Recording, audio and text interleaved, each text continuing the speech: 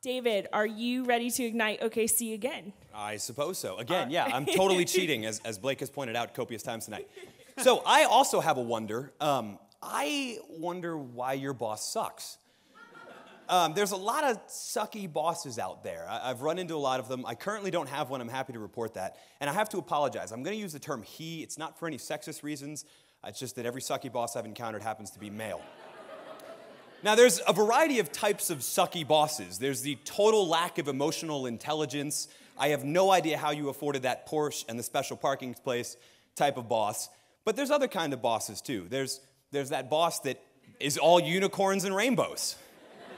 This guy's totally incompetent, and yet he makes up for it in funniness.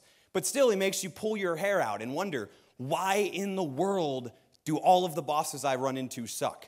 Why does your boss suck? Well, there's actually a pretty good reason for it. It's been around for about 30 years. You may or may not have run into it. It's a thing called the Peter Principle. Now, this was developed by a professor of all people, as all great theories are developed by professors and then ripped off by popular media. Dr. Lawrence Peter, he's a Canadian, so more than one good thing has come out of Canada. Now we have hockey and Dr. Peter here. And he invented something about 30 years ago. It's called the Peter Principle. He wrote a book on it. It's out of print, but I recommend you find it on Amazon. The Peter Principle essentially says that in any hierarchy, every employee tends to rise to the level of their incompetence. Now, that sounds kind of weird. It makes you pause for a moment, but in reality, it actually makes a lot of sense. You see, if you think about a career path, you came in at an entry-level job, and you did a great job. So what happened? They promoted you, right? And then you did a good job in that role, so what happened? They promoted you again. But eventually, you get to the point where you're not doing that good of a job yet. Somehow, the job they promoted you into is not really one that jives with your strengths or your passions or whatever it is. You begin to get passionless and incompetent. Now, they don't fire you. They just leave you where you are. And that's why in a hierarchy, every employee tends to rise to the level of their incompetence. So the question becomes, if you are a sucky boss or if you don't want to be a sucky boss, how do you avoid this? How do you keep from being promoted to the level of your incompetence? And there's a variety of different ways to do that. Really, they're all variations on two different things. We go back to that career path idea. You only really have two options. You can change yourself or you can change the hierarchy. Every other thing is a variation of those two. Now, what do I mean by change yourself?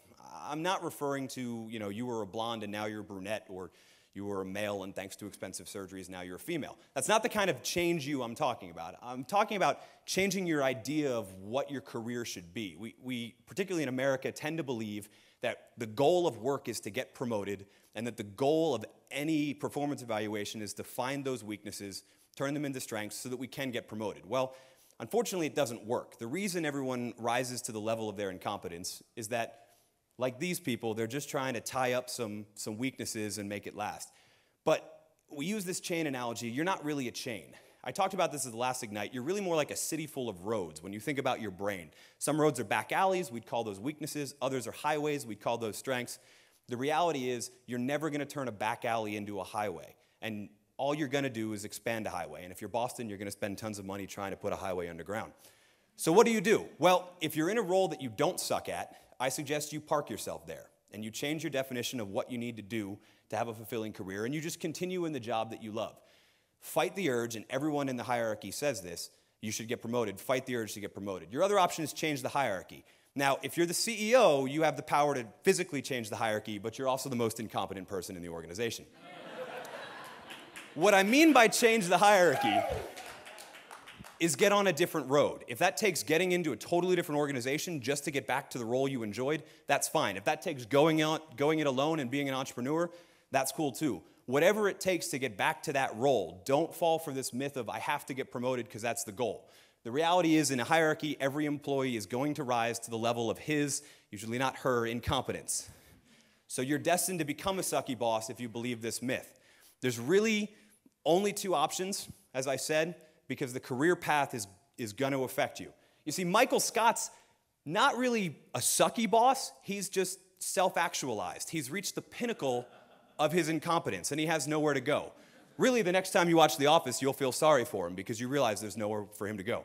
But that doesn't mean there's nowhere for you to go. If you enjoy your job, stay where you're at and realize that getting better in that same job is a journey in of itself. Or get in a totally different road and start it and blaze your own trail, starting your own hierarchy. The idea, guys, that I'm trying to avoid is becoming Michael Scott, because Michael Scott sucks, and life's too short to be a sucky boss.